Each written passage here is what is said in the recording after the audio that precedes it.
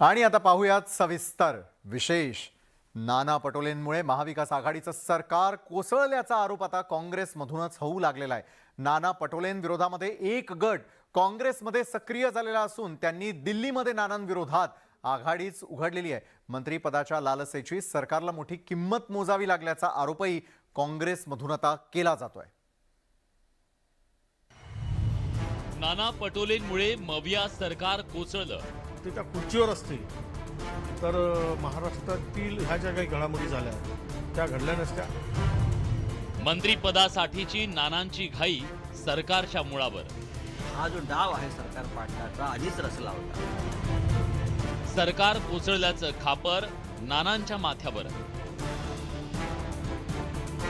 महाविकास आघाडी सरकार कोसळण्याची अनेक कारणं आता राष्ट्रवादी काँग्रेस आणि शिवसेनेच्या नेत्यांकडून सांगितली जात आहेत। काँग्रेसच्या नेत्यांनी महाविकास आघाडी सरकार कोसळण्यासाठी नाना पटोले जबाबदार असल्याचा आरोप केलाय। पटोलेंनी मंत्रिपदासाठी विधानसभा अध्यक्षपद सोडलं नसतं तर सरकार कोसळलं नसतं, असं काँग्रेसचे नेते विजय वडेट्टीवार यांनी म्हटलंय।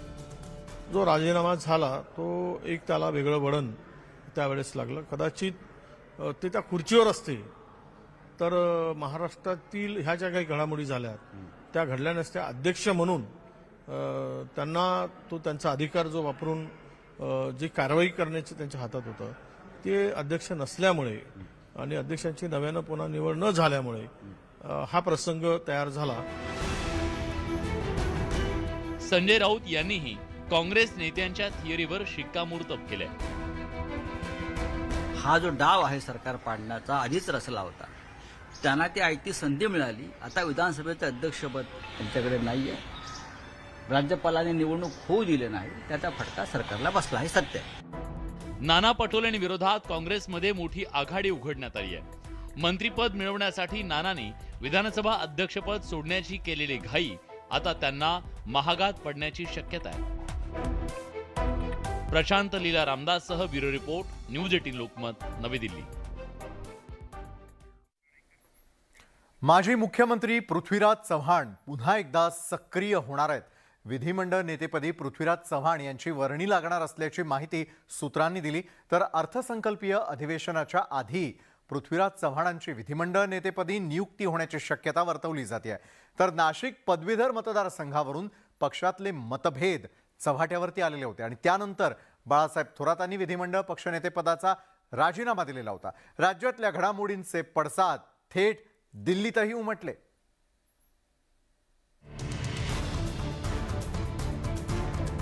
काँग्रेसचे अध्यक्ष मल्लिकार्जुन खरगे पृथ्वीराज चव्हाण यांच्यासाठी अनुकूल असल्याचं स्पष्ट होऊ लागलंय। विधिमंडळ नेतेपदासाठी दिल्लीत झालेल्या चर्चेत पृथ्वीराज चव्हाण यांच्या नावावर जोरदार चर्चा झाली। पृथ्वीराज चव्हाण आणि मल्लिकार्जुन खरगे यांची जवळीक पाहता त्यांना विधिमंडळ नेते करण्यावर शिक्कामोर्तब झाल्याची माहिती सूत्रांनी दिली। पृथ्वीराज चव्हाण यांच्यामुळे लोकप्रतिनिधी आणि पक्षात समन्वय पाहायला मिळेल असं पक्षातल्या नेत्यांना वाटतं।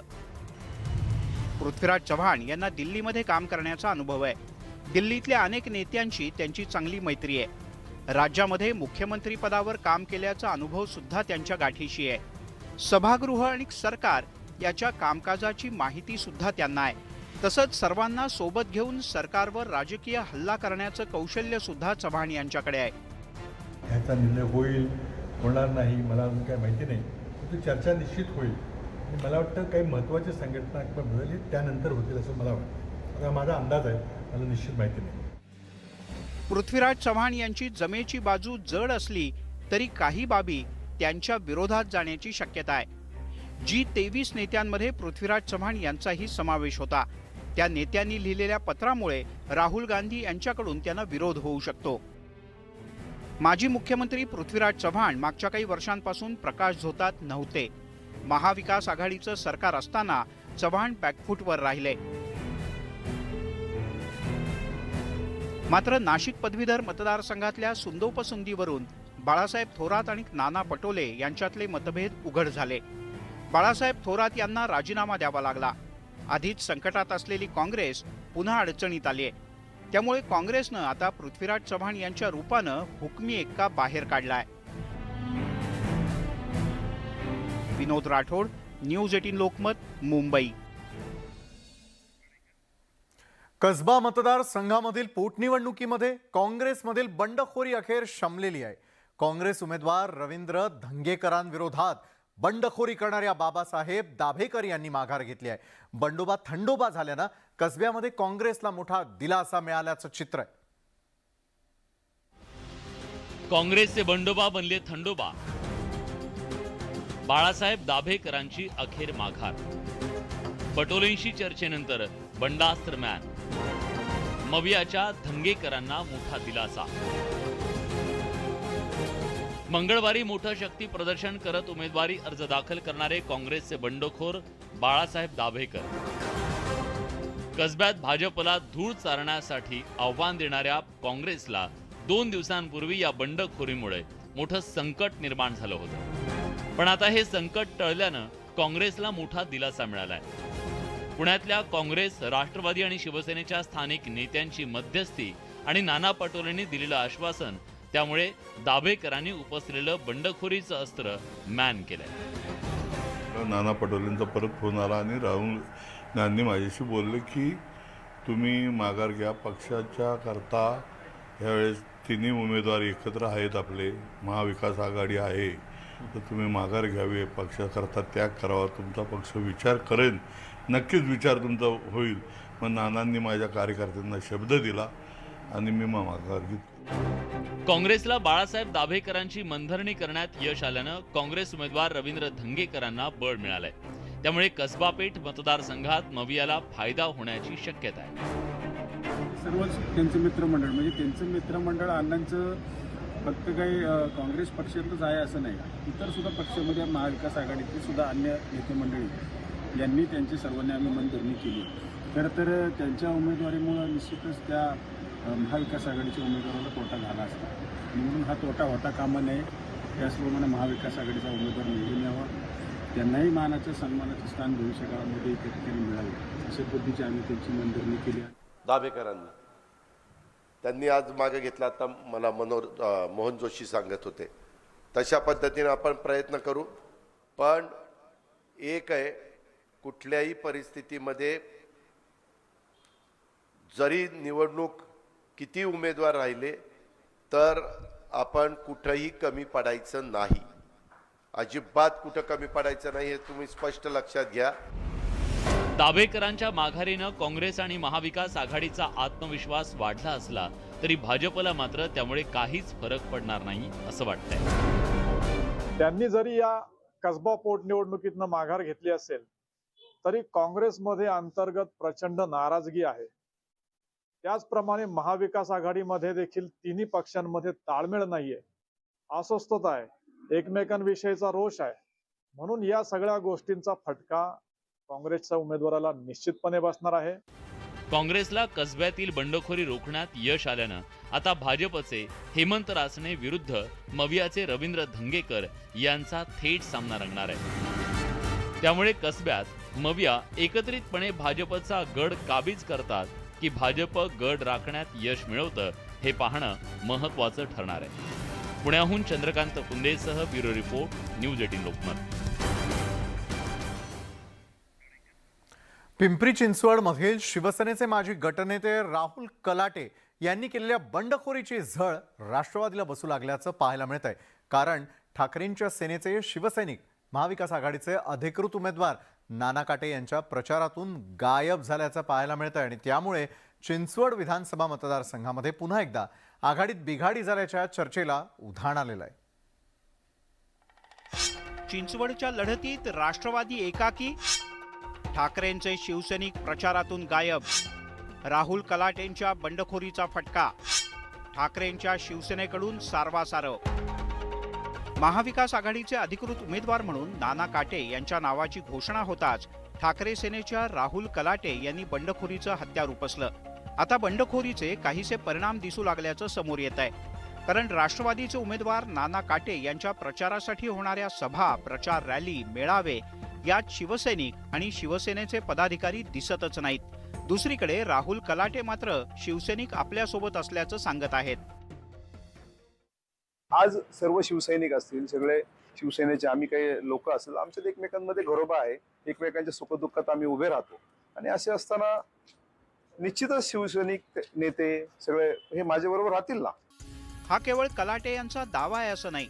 काही माजी नगरसेवक उघडपणे नाना काटे यांचा प्रचार करणार नसल्याचं सांगतायत. नक्कीच दादांच्या पाठीमागे पूर्ण विधानसभा आहे. त्याच्यामुळे नक्कीच आम्हाला विश्वास आहे की माणूस म्हणून प्रत्येक जण दादांच्या पोटी सहानुभूती आहे. त्यांचं गेले 5 ते 10 वर्षामध्ये केलेलं काम आहे. त्याच्यामुळे ही जनता काम बघेल आणि त्यानुसार व्यक्तीचं निवड करेल. आदरणीय राहुल दादा हे 2019ला सुद्धा एक लोकनेते म्हणून दादा उदयास आले आणि आता सुद्धा जनता दादांना या चिंचवड विधानसभेचा आमदार करेल अशी आम्हाला पूर्ण खात्री आहे. शिवसेनेचे माजी गटनेते राहुल कलाटे यांनी उघड बंडखोरी केली आणि त्यांना काही माजी नगरसेवकांनी पाठिंबा देत असल्याचं जाहीर केलं. त्यामुळे शिवसेनेच्या नेत्यांची कोंडी झाली आहे. ठाकरेंच्या शिवसेनेचे जिल्हाप्रमुख गौतम चाबुकस्वार यांनी मात्र यावर अजब उत्तर दिलंय. अर्ज मागे घेण्याच्या अंतिम तारखेपूर्वी आता कुणी माघार घेईल का याची वाट बघत होतो असं मार्मिक उत्तर देत उद्यापासून आपणच प्रचारात सहभागी होणार असल्याची सारवासारव त्यांनी केली आहे. आज त्या ठिकाणी फॉर्म माघार घेण्याची शेवटचा दिवस आहे. उद्यापासून सगळे कार्यकर्ते मग शिवसेना असो, राष्ट्रवादी असो, काँग्रेस असो आणि इतर ज्या संघटना वगैरे असते त्या सगळे उद्यापासून महाविकास आघाडीचा उमेदवार जे आहेत नाना काटे त्यांचा प्रचार करतील. एकीकडे राहुल कलाटे यांच्या बंडखोरीमुळे महाविकास आघाडीला लागलेलं ग्रहण सुटता सुटत नाहीये. त्यातच पिंपरी चिंचवड शहरात शिवसेना उद्धव बाळासाहेब ठाकरे पक्षात सुद्धा 2 गट पडलेत. याचा थेट फटका नाना काटे यांना बसू शकतो. शिवसेनेचे माजी नगरसेवक थेटपणे बंडखोर राहुल कलाटे यांच्यासोबत फिरत असल्यानं महाविकास आघाडीतील शिवसेना नक्की कोणाच्या बाजूने याचा खुलासा पक्षातल्याच ज्येष्ठ नेत्यांनी करण्याची गरज निर्माण झाली आहे.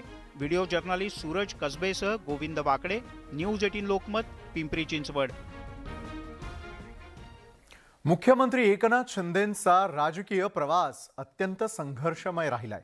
1984 मध्ये एकनाथ शिंदे वयाच्या 17व्या वर्षी शिवसेनेच्या किसननगर शाखेचे शाखाप्रमुख झाले होते. शाखाप्रमुख ते मुख्यमंत्री असा पल्ला गाठताना एकनाथ शिंदेंनी सामान्य माणूसच नेहमी केंद्रबिंदू ठेवला.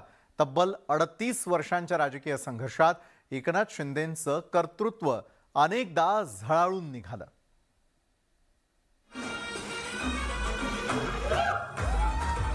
मुख्यमंत्री एकनाथ शिंदेंचा वाढदिवस राज्यभरात कार्यकर्त्यांकडून जल्लोषात साजरा केला जातोय.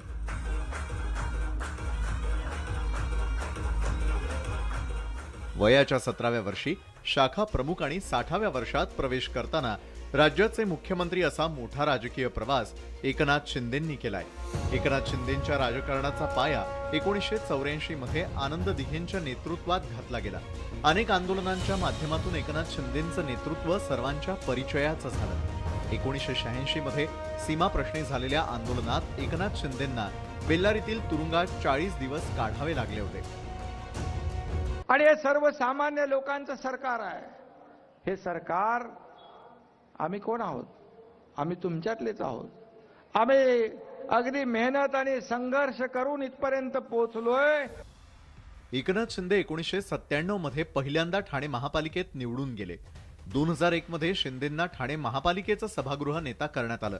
2002 मध्ये एकनाथ शिंदे पुन्हा एकदा नगरसेवक झाले. पुढच्या 2 वर्षातच म्हणजे 2004 मध्ये एकनाथ शिंदेंना आमदारकीचं तिकीट मिळालं. निवडणूक जिंकून एकनाथ शिंदेंनी विधानसभेत पाऊल ठेवलं. 2005 मध्ये एकनाथ शिंदे शिवसेनेचे जिल्हा प्रमुख झाले. आमदाराला पक्षातील पद देण्याची ही पहिलीच वेळ होती. 2014 मध्ये एकनाथ शिंदे पहिल्यांदा मंत्री झाले. 2019 मध्ये महाविकास आघाडीच्या सरकारसाठी राजकीय घडामोडी सुरू होत्या. त्यावेळी एकनाथ शिंदे मुख्यमंत्री होणार अशी चर्चा होती. मात्र उद्धव ठाकरेंनी मुख्यमंत्री पदाची शपथ घेतली. महाविकास आघाडीच्या सरकारमध्ये एकनाथ शिंदे मंत्री होते. मात्र शिवसेना प्रमुख बाळासाहेब ठाकरेंच्या विचारांशी प्रतारणा होत असल्यानं एकनाथ शिंदेंनी वेगळा गट स्थापन करून 30 जून 2022 रोजी पुन्हा हिंदुत्ववादी विचारांचं सरकार सत्तेत आणलं. आणि आपल्या सगळ्यांना माहित आहे या सरकारने गेल्या 6 महिन्यामध्ये एवढे मोठे धोरणात्मक निर्णय घेतले की मला ते आपल्याला सांगण्याची आवश्यकता नाही. आपल्या सगळ्यांना माहित आहे. सामान्य कार्यकर्ता राजकारणामध्ये मोठं पद प्राप्त करू शकतो हा संदेशच एकनाथ शिंदेंनी सर्वपक्षीय कार्यकर्त्यांना दिलाय. मात्र त्यासाठी दिवस रात्र सामान्यांसाठी काम करण्याची तयारीही तितकीच महत्वाची आहे. हेच एकनाथ शिंदेंच्या कार्याकडे पाहून लक्षात येतं. Bureau report, news 18 Lokmat. यंदाच्या व्हॅलेंटाईन डेजवर तो थोडा खासच असणार आहे बरं का. कारण यंदा व्हॅलेंटाईन डेला चक्क गाईला मिठी मारण्याचं आवाहन करण्यात आलंय. सरकारनं हे आवाहन केलंय खरं, पण गाईला मिठी मारणं वाटतं तेवढं सोपं नाहीये.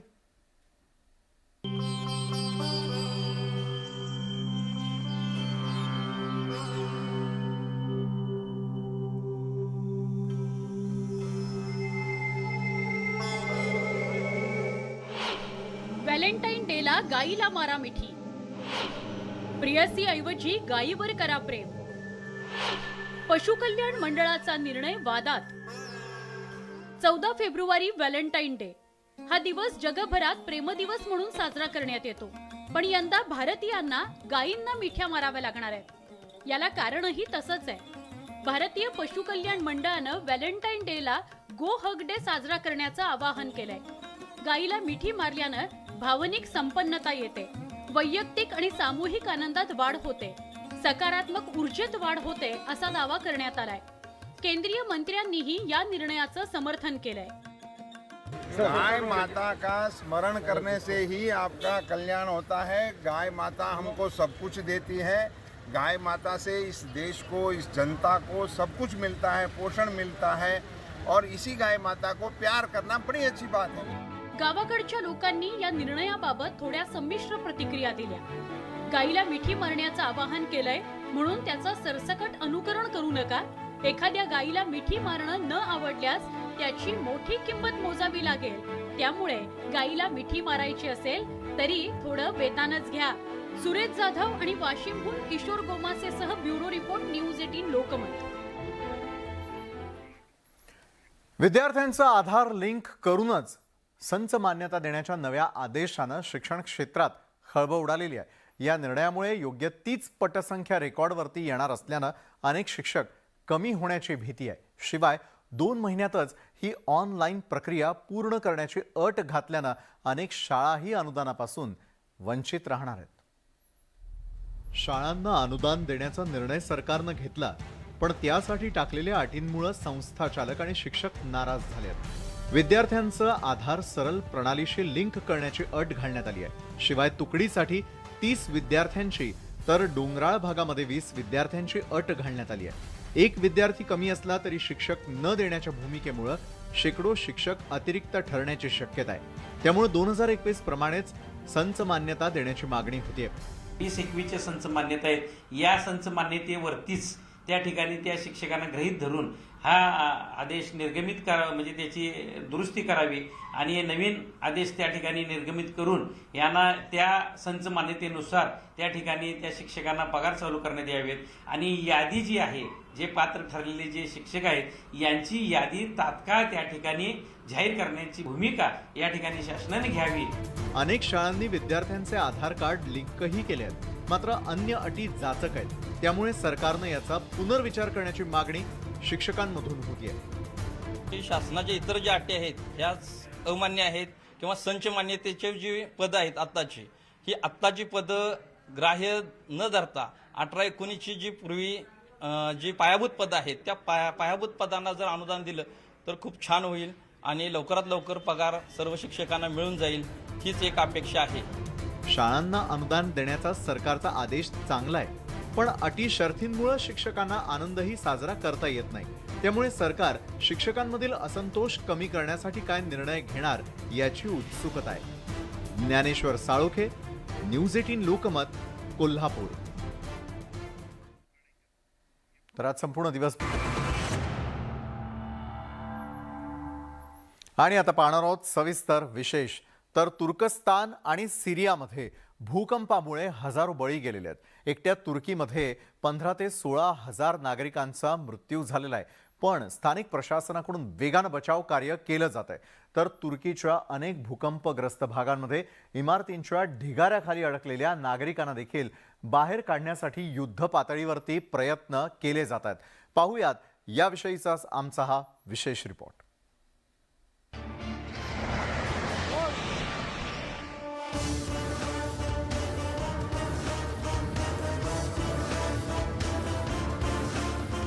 बर्बाद शहर, निसर्गाचा कहर, ढिगाऱ्याखाली अडकलेल्यांना मदतीची अपेक्षा. तुर्कीमध्ये सगळ्यात मोठं बचाव अभियान. तुर्कीचं बर्बाद झालेलं शहर.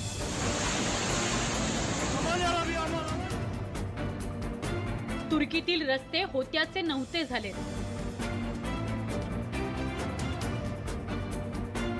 तुर्कीच्या शहरांचे आता भग्नावशेष उरलेत. तुर्कीत आलेल्या भीषण भूकंपामुळे इमारतींच्या ढिगाऱ्याखाली शेकडो लोक गाडले गेले. या ढिगाऱ्याखालून आपली सुटका होईल अशी प्रत्येकाला आशा आहे. आजही असंख्य लोक या ढिगाऱ्याखाली अडकलेत आणि बचाव पथकाचे जवान त्या लोकांना वाचवण्याकरता दिवस रात्र प्रयत्न करतायत. आई मुलीची मृत्यूवर मात. भूकंपामुळे इथल्या उंच उंच इमारतींचं ढिगाऱ्यात रूपांतर झालंय. खरं तर इमारती इथल्या रहिवाशांचा आसरा होत्या, पण त्याच आता मृत्यूचा सापळा ठरल्यात. तुर्कीत आलेल्या भूकंपामुळे जमीन हादरली आणि या इमारती पत्त्याच्या घरांप्रमाणे क्षणार्धात जमीनदोस्त झाल्या. त्यानंतर सगळीकडे केवळ धूळ आणि ढिगाऱ्याचं साम्राज्य पसरलं.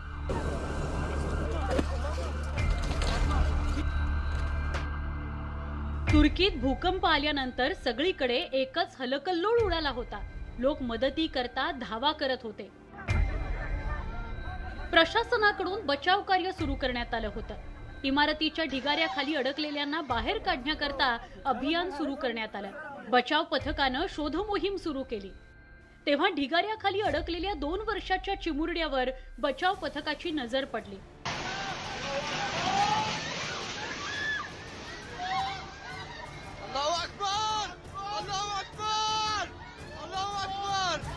एक एक अडथळा दूर करत बचाव पथकानं त्या चिमुरड्याची मृत्यूच्या दाढेतून सुटका केली. त्या चिमुरड्याला पाहून लोकांचा जीव भांड्यात पडला. मृत्यूशी लढाई, 62 तास संघर्ष. तुर्कीच्या गाझियान्टेपमध्ये एका मुलीनं मृत्यूला मात दिली आहे. ती इमारतीच्या ढिगाऱ्याखाली अडकली होती. बचाव पथकाकडून लोकांना बाहेर काढण्याचं काम सुरू असताना त्या मुलीवर बचाव पथकाची नजर गेली. त्यानंतर जराही विलंब न करता बचाव पथकानं तिची सुटका केली. हे संपूर्ण शहर एखाद्या ढिगाऱ्याप्रमाणे भासतंय, तर इमारतीच्या ढिगाऱ्याखाली अडकलेल्यांची सुटका करण्याकरता युद्ध पातळीवर बचाव कार्य केलं जात आहे. एक एक करत इमारतीच्या ढिगाऱ्याखाली अडकलेल्यांना सुखरूप बाहेर काढण्याचा प्रयत्न केला जातोय. मात्र या नैसर्गिक संकटामुळे शेकडो लोकांचा बळी गेलाय. इमारतीखाली अडकलेल्या आपल्या नातेवाईकांचा शोध घेण्याकरता लोक त्या परिसरात तळ ठोकून आहेत, तर दुसरीकडे आपले नातेवाईक जिवंत असतील अशी आस प्रत्येकाच्या मनात आहे.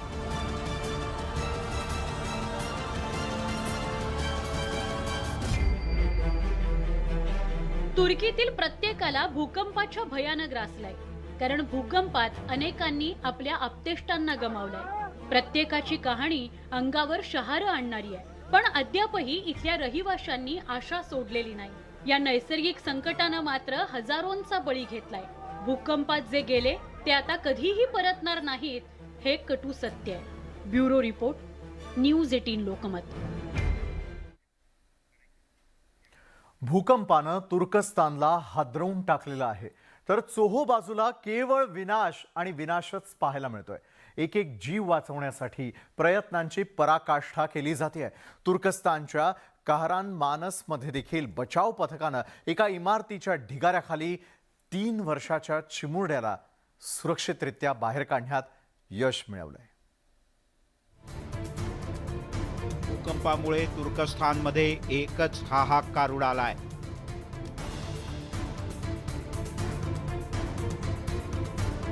जिकडे तिकडे इमारतींचे ढिगारे पाहायला मिळत आहेत. अनेक शहरं होत्याची नव्हती झाली आहेत. तुर्कस्थानमध्ये केवळ संपत्तीचंच नुकसान झालंय असं नाही, तर मोठ्या प्रमाणात मनुष्यहानी सुद्धा झाली आहे.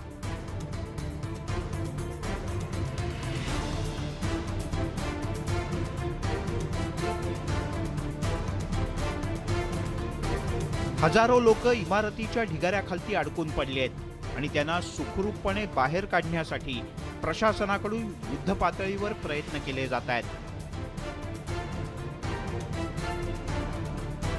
दिवस रात्र बचाव कार्य सुरू आहे. तुर्कस्थानमध्ये अभूतपूर्व परिस्थिती आहे. एक एक जीव वाचवण्यासाठी बचाव कार्यातले जवान जीवाचं रान करताना पाहायला मिळत आहेत.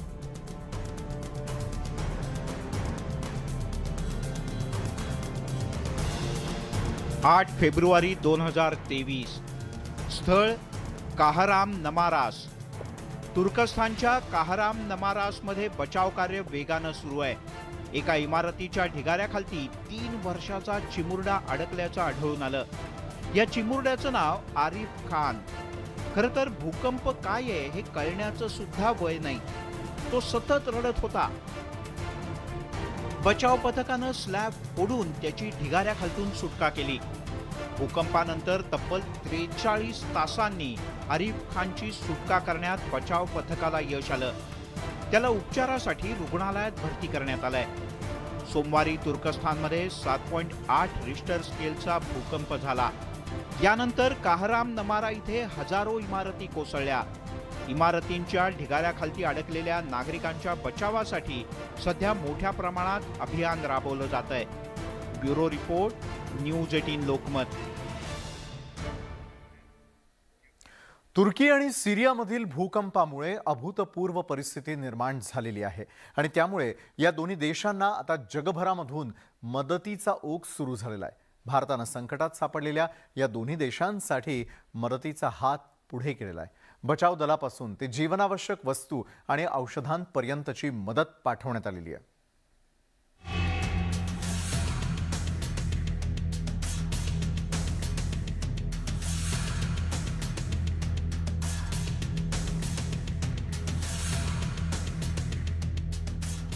जेव्हा तुर्कस्थानमध्ये निसर्गामुळे हाहाकार उडाला तेव्हा भारतानं तुर्कस्थानसाठी मदतीचा हात पुढे केला. तुर्कस्थान आणि सिरियात झालेल्या प्रलयंकारी भूकंपामुळे या दोन्ही देशात अतिशय भीषण परिस्थिती निर्माण झाली आहे. नागरिक हवालदिल झाले आहेत कारण भूकंपामुळे प्रचंड मनुष्यहानी झाली आहे. तुर्कीवर ओढवलेल्या संकटाच्या काळात भारतानं मैत्रीचा हात पुढे केलाय. ऑपरेशन दोस्त अंतर्गत भारतानं एनडीआरएफची टीम तुर्कस्थान आणि सिरियात पाठवली आहे. एनडीआरएफच्या टीमकडून विविध शहरात मदत आणि बचाव कार्य केलं जात आहे. इमारतीच्या खालती दबलेल्या नागरिकांना वाचवण्यासाठी शोधकार्य हाती घेण्यात आलंय. तुर्कस्थानातील स्थानिक प्रशासनाच्या मदतीनं 24 तास बचाव कार्य केलं जात आहे. 101 एनडीआरएफ के जवान जिसमें महिला पर्सनल भी एनडीआरएफ की शामिल है वो पहुंच चुके हैं और दिखाते हैं इस वक्त C-17 ग्लोब मास्टर जिसमें बहुत टन सामान 75 टन सामान भेजा जा सकता है एक साथ. एनडीआरएफ की टीम के लोगों को आप देख सकते हैं. एक बस, ये जो C-17 ग्लोब मास्टर जा रहा है, एक बस, इसमें एक मिनी ट्रक और एक और गाड़ी आगे है. ये राहत और बचाव सामग्री है, आवश्यक सामग्री जो इस वक्त जरूरी है वहां के लोगों के लिए, एनडीआरएफ की टीम के लोगों के लिए, वो लगातार यहाँ तैयार करके भेज रहे हैं. आप देख सकते हैं. भारतानं तुर्की आणि सिरियात केवळ बचाव पथकं पाठवली असं नाही तर G-17 ग्लोब मास्टर आणि हर्क्युलस विमानातून अनेक जीवनावश्यक वस्तू आणि अत्यावश्यक साहित्य पाठवायला सुरुवात केली आहे. एकीकडे एनडीआरएफचे जवान ढिगाऱ्याखाली अडकलेल्यांना बाहेर काढण्याचा प्रयत्न करतायत तर दुसरीकडे त्यांना जीवनावश्यक वस्तूंचा पुरवठा सुद्धा केला जातोय. इस वक्त हम लोग मौजूद है उत्तर प्रदेश के गाजियाबाद के हिंडन बेस में. लगातार यहाँ आपको हलचल दिख रही होगी. भारतीय सेना के जवानों को देख सकते हैं. भारतीय सेना के जवान जा चुके हैं वहाँ, भारतीय आर्मी के लोग जा चुके हैं. फील्ड अस्पताल के साथ 99 आर्मी के पर्सनल जा चुके हैं और इस वक्त राहत और बचाव सामग्री जो ये C-17 ग्लोब मास्टर है जो कि बड़ा मालवाहक पोत है वो आपको तस्वीरों में नजर आ रहा होगा. और भारतीय सेना के जवान लगातार राहत और बचाव सामग्री के साथ, जो हमें इस वक्त दिख रहा है, मेडिकल सामग्री के कार्टन आपको दिख रहे होंगे. इसके अलावा कुछ क्लोथिंग भी आपको दिख रही होगी जो इस विमान के जरिए भेजा जा रहा है. खाद्य सामग्री भेजी जा रही है, खाने का सामान भेजा जा रहा है. बचाव दलाच्या सोबत श्वान पथकं सुद्धा पाठवण्यात आली आहेत. भारतीय लष्कराचं वैद्यकीय पथक सुद्धा तुर्कस्थानला पोहोचलंय. भारतीय सैन्यानं हाताय शहरात फील्ड हॉस्पिटल उभं केलं, जिथे जखमींवर उपचार केले जात आहेत. क्या क्या सामान ले जाया जा रहा है? कंबल, क्योंकि वहाँ ठंड है अभी. इसके अलावा क्लोथिंग, मेडिकल की ज़रूरी जो सामग्री होती है वो ले जाया जा रहा है, और तमाम वैसी चीज़ें ले जाई जा रही हैं जो वहाँ के माहौल में ज़रूरत पड़ सकती है. एनडीआरएफ की टीम के लोगों को वहाँ भूकंप प्रभावित लोगों को मदद पहुंचाई जा सकते, वैसी चीज़ें ली जा रही है. आमतौर पर C-17 ग्लोब मास्टर में लगेज के साथ 300 लोग बैठ सकते हैं. ये बैठने की आमतौर पर व्यवस्था होती है. वैद्यकीय मदतीसोबतच एनडीआरएफच्या टीमकडून बचाव अभियान चालवलं जात आहे. थंडी आणि बर्फवृष्टीमुळे बचाव कार्यात अनेक ठिकाणी अडचणी येत आहेत, पण या बर्फाची तमा न बाळगता भारतीय बचाव पथकाकडून मदत कार्य केलं जात आहे. इस बार क्या इस C-17 ग्लोब मास्टर जो है ये 5वां ग्लोब मास्टर है जो तुर्की भेजा जा रहा है, इसमें क्या कुछ भेजा जा रहा है? इसमें साहब एनडीआरएफ की टीम है, प्लस इसमें दवाइयाँ हैं. हाँ, बताएंगे. एंड इसमें खाने का सामान है. एंड इसमें एक ट्रक है. हाँ, इस मिनी ट्रक में क्या? इस मिनी ट्रक में टेंट का आइटम है, जेनसेट है, एंड मेडिसिन है. एंड उसमें वो पैसेंजर्स के लिए बस के अंदर कंबल है और थोड़ा बहुत खाने का सामान है. क्योंकि ठंड है वहाँ. ठंड है इसलिए. और आगे एक गाड़ी दिख रही है, उसमें जनरेटर है, और बाकी वहाँ आने जाने के लिए पैसेंजर मतलब जो जाएंगे वहाँ पर काम करने के लिए वहाँ के लिए गाड़ी है, अलग से लेके जा रहे अपना. तो अब तक 101 एनडीआरएफ के जवान जा चुके हैं. इस खेप में कितने लोग जा रहे हैं? इसमें सर हैं 51 लोग. एनडीआरएफच्या टीमच्या मदतीला श्वान पथकं पाठवण्यात आली आहेत. गाझियाबादच्या हिंडन हवाई तळावरून सतत मदत पाठवली जाते. गुरुवारी तिसरं श्वान पथक तुर्कीच्या दिशेने रवाना झालं. एनडीआरएफ की 2 डॉग स्क्वाड की टीम पहले ही तुर्की भेजी जा चुकी है, और 2 डॉग स्क्वाड की टीम C-17 ग्लोब मास्टर के जरिए फिर भेजी जा रही है. आप देखिए, बॉब और रॉक्सी नाम बताया गया हमें. इसका क्या नाम है? ये बॉब है और वो रॉक्सी. तो ये क्या करते हैं वहाँ, कैसे काम करते हैं? ये दरअसल जो मलबे में दबे लोग होते हैं, मलबे में दबे लोग जो होते हैं उनकी पहचान करते हैं, उसमें मदद करते हैं एनडीआरएफ के जवानों की. और देख सकते हैं ये जो खास इक्विपमेंट है जिसमें बंद करके ले जाया जा रहा है. पहले भी 2 टीमें डॉग स्क्वाड की भेजी जा चुकी है एनडीआरएफ के. इनका वहां काम होगा कि वो मलबे के अंदर दबे जो लोग हैं, तुर्की के लोग हैं, उन्हें सूंघ कर उनकी पहचान कर. इमारतीच्या ढिगाऱ्याखाली अडकलेल्या व्यक्तींचा शोध घेण्यात श्वान पथकाची सगळ्यात मोठी मदत होतीये. संकटात सापडलेल्या तुर्कस्थान आणि सिरियाला आज मदतीची अत्यंत गरज आहे. या दोन्ही देशांसाठी जगभरातून मदत पाठवली जात असून भारत सुद्धा मागे नाही. Bureau report, news 18 Lokmat. तुर्कस्तान आणि सिरियाला भूकंपाचा तडाखा बसलेला आहे. सिरियातही मोठ्या प्रमाणामध्ये मनुष्यहानी झालेली आहे. यादवी युद्धामध्ये होरपळलेल्या सिरियावर भूकंपाचं नवं संकट कोसळलंय. बरं, आजवर लोक ज्या इमारतींमध्ये राहत होते त्या इमारती भूकंपामुळे मृत्यूचा सापळा बनलेल्या आहेत आणि त्यामुळेच आता बचाव पथकाकडून दिवस रात्र शोध अभियान चालवण्यात येत आहे.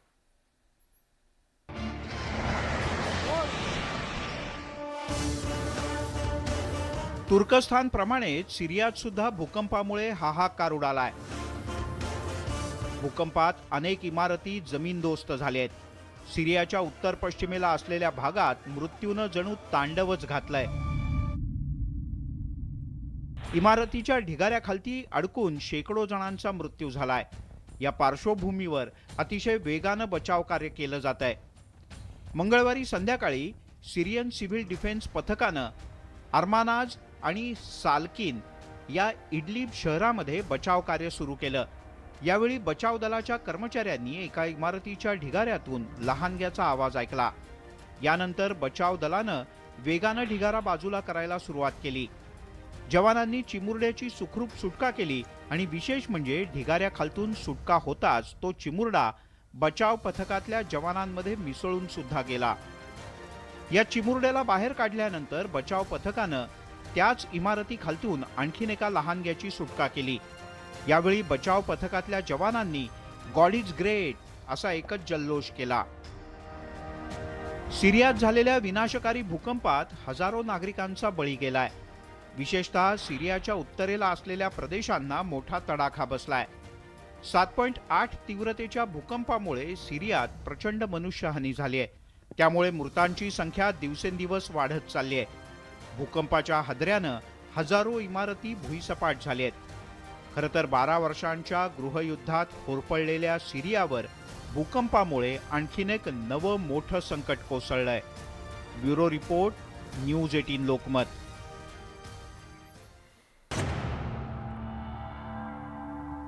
ब्रेक नंतर आपल्या सगळ्यांचं पुन्हा एकदा स्वागत. नाशिकच्या त्र्यंबकेश्वरमध्ये चक्क भाविकांच्या श्रद्धेशी खेळण्याचा एक धक्कादायक प्रकार उघडकीस आला. त्र्यंबकेश्वराच्या पिंडीवरती बर्फ तयार झाल्याचा खोटा दावा करून पुजाऱ्यांकडूनच भाविकांच्या श्रद्धेची फसवणूक करण्यात आलेली आहे. बरं, आता या प्रकरणी एका पुजाऱ्यासह त्याच्या 2 साथीदारांवरती गुन्हा देखील दाखल करण्यात आलेला आहे. त्र्यंबकेश्वर मंदिर पिंडीवरती बर्फाचा थर, बर्फामागचं रहस्य आता उलगडलंय. बर्फामागचं नेमकं काय आहे रहस्य, पाहूयात आमच्या या विशेष रिपोर्टमधून. त्र्यंबकेश्वरच्या मंदिरातील शिवलिंगाचा हा व्हिडिओ बघा. शंकराच्या पिंडीवर बर्फ जमा झाल्याचा दावा करणारा हा व्हिडिओ वर्षभरापूर्वी सोशल मीडियावर व्हायरल झाला होता. तसंच त्र्यंबकेश्वरच्या गाभाऱ्यामध्ये बाबा अमरनाथ प्रकटल्याचा दावाही करण्यात आला होता. विशेष म्हणजे मंदिरातील पुजाऱ्यानं तो व्हिडिओ व्हायरल केला होता. पण आता यामागचं सत्य समोर आलंय. त्र्यंबकेश्वर मंदिरातील एका पुजाऱ्यानं आपल्या 2 साथीदारांच्या मदतीनं शिवलिंगावरती बर्फ आणून ठेवल्याचं उघड झालंय. त्र्यंबकेश्वर देवस्थानाविषयी खोटा प्रचार केल्याप्रकरणी सुशांत तुंगार तसंच त्याला मदत करणारे आकाश तुंगार आणि उल्हास तुंगार यांच्यावर गुन्हा दाखल करण्यात आलाय. त्याच्यामध्ये मेट्रोलॉजिकल जे डिपार्टमेंट आहे त्यांचं एक ओपिनियन आम्हाला प्राप्त झालं, ज्याच्यामध्ये जे काही वातावरणीय घटक त्या दरम्यान होते किंवा वातावरणीय पॅरामीटर्स होते, त्यामध्ये बर्फ त्या ठिकाणी बनू शकत नाही अशा प्रकारचा अहवाल प्राप्त झाल्यानंतर ही कारवाई पोलिसांनी केलेली आहे. त्याच्यामध्ये 3 लोकांच्या विरुद्ध जे पुजारी आहेत त्यांच्या विरुद्ध हा गुन्हा त्र्यंबकेश्वर पोलीस स्टेशनमध्ये दाखल झालेला आहे. या प्रकरणामध्ये आता अंधश्रद्धा निर्मूलन समितीनं उडी घेतली आहे. शिवलिंगावरती बर्फ जमा झाल्याचा बनाव करून भाविकांच्या श्रद्धेशी खेळण्याचा प्रयत्न केल्याप्रकरणी दोषींवर कारवाई करण्याची मागणी अन्निसकडून करण्यात आली आहे. आरोपींविरोधात जादूटोणा विरोधी कायद्याअंतर्गत कारवाई करण्याची मागणीही अन्निसकडून करण्यात आली आहे. ईशान्य भारतामध्ये काहीतरी संकट येईल अशी चाहूल लागल्याचा दावा पुजाऱ्यांनी केला होता, परंतु तसं काही नव्हतं. तो बनावट असल्याचा सीसीटीव्ही मध्ये उघड झालेला आहे आणि महाराष्ट्र अंधश्रद्धा निर्मूलन समिती अशी मागणी करत आहे. आता जरी गुन्हा दाखल झाला असला तरी तो जादूटोणा विरोधी कायद्याच्या अंतर्गत व्हावा आणि हे तपास करायला 1 दिवसाची वेळ पुरेशी असताना 7 ते 8 महिने का लागले याची चौकशी व्हावी अशी मागणी महाराष्ट्र अंधश्रद्धा निर्मूलन समिती करत आहे. 22 जून 2022ला त्र्यंबकेश्वराच्या शिवलिंगावरती बर्फ तयार झाल्याचा दावा करणारा व्हिडिओ व्हायरल झाल्यानंतर दर्शनासाठी भक्तांनी मोठी गर्दी केली होती. त्यानंतर देवस्थान ट्रस्ट प्रशासनानं या प्रकरणाच्या चौकशीचे आदेश दिले होते. त्यानंतर मंदिरातील सीसीटीव्ही चित्रफितीची तपासणी करण्यात आली होती. त्यामध्ये संबंधित पुजाऱ्यांना आपल्या 2 साथीदारांच्या मदतीनं तो बनाव रचल्याचं उघड झालं आणि पुजाऱ्यांचं बिंग फुटलं. लक्ष्मण घाटोळ, न्यूज 18 लोकमत, नाशिक.